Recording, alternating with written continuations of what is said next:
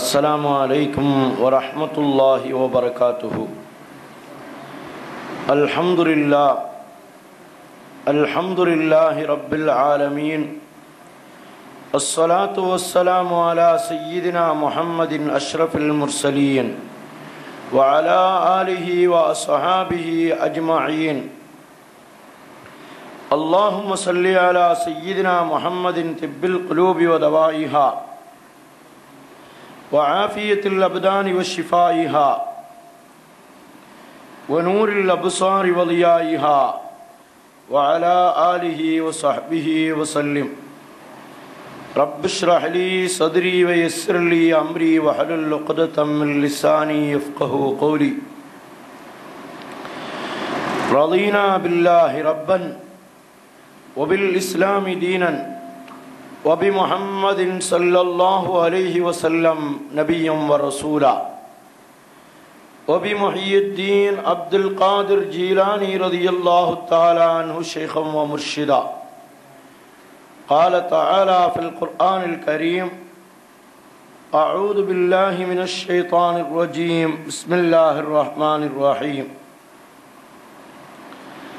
والذين جاءوا من بعدهم يقولون ربنا اغفر لنا ولإخواننا الذين سبقونا بالإيمان ولا تجعل في قلوبنا غلا للذين آمنوا ربنا إنك رؤوف رحيم. صدق الله العلي العظيم.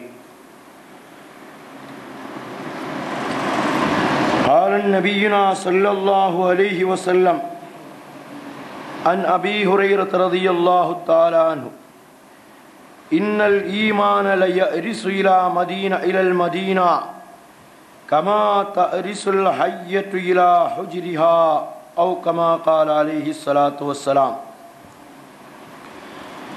الصلاة والسلام عليك يا سيدي يا رسول الله، خذ بيدي قلت حيلتي أدركني مرادي يا رسول الله، يا شفيع المذنبين يا رسول رب العالمين.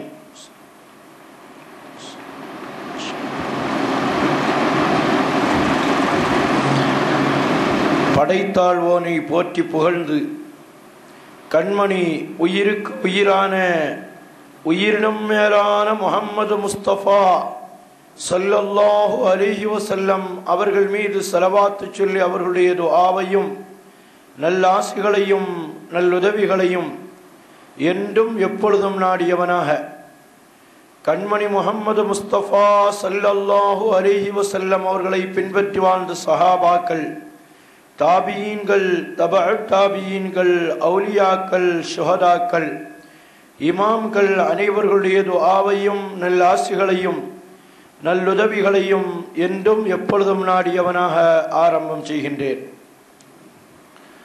அன்பிற்கும் மரியாதைக்கும் உரித்தான பெரியோர்களே, சகோதரர்களே, வருங்கால சந்ததிகளே, ஆங்காங்கு கேட்டுக்கொண்டிருக்கக்கூடிய தாய்மார்களே, சகோதரிகளே, பெரியோர்களே, உலகெங்கிலும் இந்த செய்தியை, இந்த நிகழ்வை கண்டு கேட்டுக்கொண்டிருக்கக்கூடிய முஃமினான முஸ்லிமான ஆஷிகீன்களே, புனிதம் நிறைந்த 1431வது வருடத்தினுடைய ரமலானுடைய 13வது நாளில் புனிதம் நிறைந்த வித்ரியாவுடைய மஜ்லிஸில் அல்லாஹ் நம்மை ஒன்று கூட்டியதை போல் நாளை சுவன பூஞ்சோலையிலே கண்மணி முஹம்மது முஸ்தபா ஸல்லல்லாஹு அலைஹி வஸல்லம் அவர்களோடு ஒன்று கூடும் பாக்கியத்தை தந்தருள் புரிவானாக.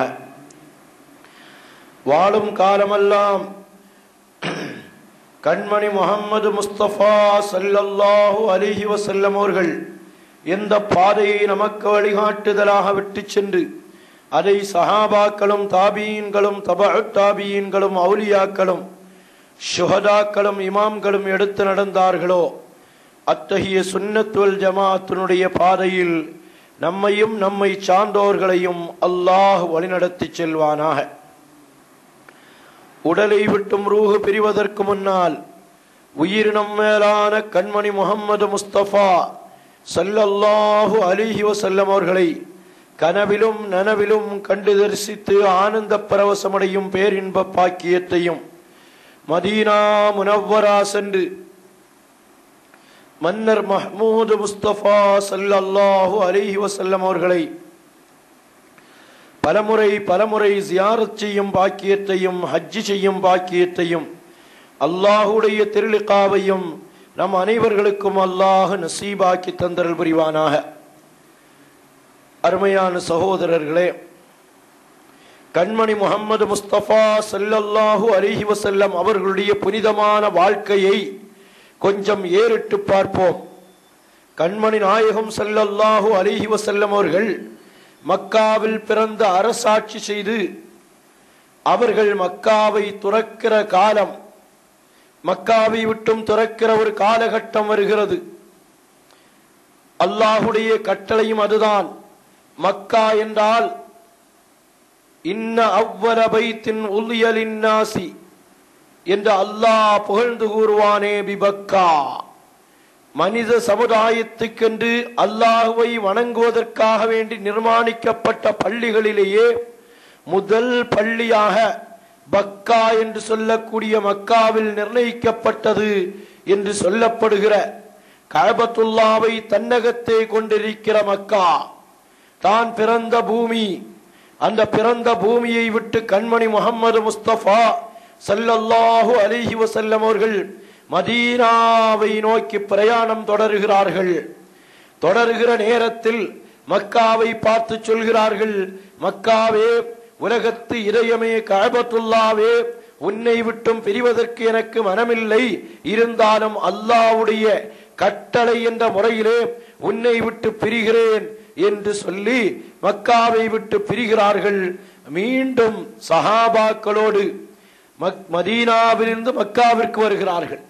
ஹிஜ்ரத்தினுடைய சமயத்திலே மக்காவை விட்டும் மதீனாவிற்கு கண்மணி நாயகம் முஹம்மது முஸ்தபா ஸல்லல்லாஹு அலைஹி வஸல்லம் அவர்கள் மக்காவிலிருந்து மதீனாவிற்கு செல்கிறார்கள். மதீனா யஸ்ரிப் என்ற பெயரை கொண்டு இருந்த அந்த யஸ்ரிபை மதீனாவாக மாற்றுகிறார்கள். அன்றிலிருந்து மதீனா என்பது ஆஷிகீன்களின் அபய இடமாக, ஆஷிகீன்கள் ஒதுங்குமிடமாக, ஆஷிகீன்களின் கிபிலாவாக, ஆஷிகீன்கள் மனக்குறைகளை எடுத்து சொல்லும் இடமாக, ஆஷிகீன்கள் தன்னுடைய மன எண்ண ஓட்டத்தில் இதயம் நிறைய நிற்கும் இடமாக மதீனா மாநகர் மாறியது என்பது வரலாறு சொல்லித் தரக்கூடிய பாடம். எந்த மக்காவை நோக்கி கண்மணி நாயகம் ஸல்லல்லாஹு அலைஹி வஸல்லம் மக்காவே, உன்னை விட்டும் பிரிவதற்கு எனக்கு மனம் இடம் தரவில்லை என்று சொன்னார்களோ, அந்த மக்காவிற்கு கண்மணி நாயகம் ஸல்லல்லாஹு அலைஹி வஸல்லம் அவர்கள் மீண்டும் வருகை தருகிறார்கள். மக்கா வெற்றி கொள்ளப்படுகிறது. மக்காவினுடைய அனைத்து அரசாட்சிகளும் மக்காவிலேயே இருக்கிறது. அந்த நேரத்தில் மதீனாவில் இருந்து அன்சாரி தோழர்கள் மக்காவை நோக்கி வருகிறார்கள். யா ரசூலல்லாஹ், நீங்கள் எங்கள் ஊருக்கே திரும்ப வர வேண்டும். எங்கள் மதீனாவில் தான் உங்களுடைய புனிதமான இடம் அமைய வேண்டும் என்ற எண்ணத்தில் கண்மணி நாயகத்தை அழைக்கிறார்கள். மக்காவையும் பார்க்கிறார்கள், மதீனாவையும் பார்க்கிறார்கள். மக்காவினுடைய சிறப்புகளை நினைக்கிறார்கள். மக்காவினுடைய மக்களுக்கு அள்ளி அள்ளி கண்மணி நாயகம் வழங்கிவிட்டு மதீனா வாசிகளை நோக்கி சொன்ன வார்த்தை, யா அஹ்லல் மதீனா, மதீனா வாசிகளே, உங்களுக்கு பொருள் இல்லை, ஆனால் நான் உங்களோடு வந்து விடுகிறேன், நான் உங்களோடு வந்து விடுகிறேன் என்று சொன்ன அந்த வார்த்தை இருக்கிறது. மதீனா வாசிகளுக்கு செல்வம் தேவையில்லை, பொருள் தேவையில்லை, மாணிக்கம் தேவையில்லை, மரகதம் தேவையில்லை, உலகத்தினுடைய அனைத்து வஸ்துக்களும் தேவையில்லை. என் கண்மணி நாயகம் போதும், நாயகமே நீங்கள் எங்களோடு வந்து விடுங்கள் என்று அழைத்து சென்றார்களே. அந்த மதீனாவை பற்றி நாம் கொஞ்சம் நினைத்து பார்க்கிறோம். அல்லாஹ் குர்ஆனில் சொல்லுவான், வல்லதீன தபவ்வஉ الدار والஈமான மின் قبلهم يحبون من هاجر இலைஹிம் ولا يجدون في صدورهم என்று அல்லாஹ் மதீனா வாசிகளை மக்காவை விட்டும் ஊரை விட்டு வந்தார்களே, அவர்களுக்கு தேவை இருந்தாலும், தனக்கு தேவை இருந்தாலும் மதீனா வாசிகள் மக்கா வாசிகளை அரவணைத்ததை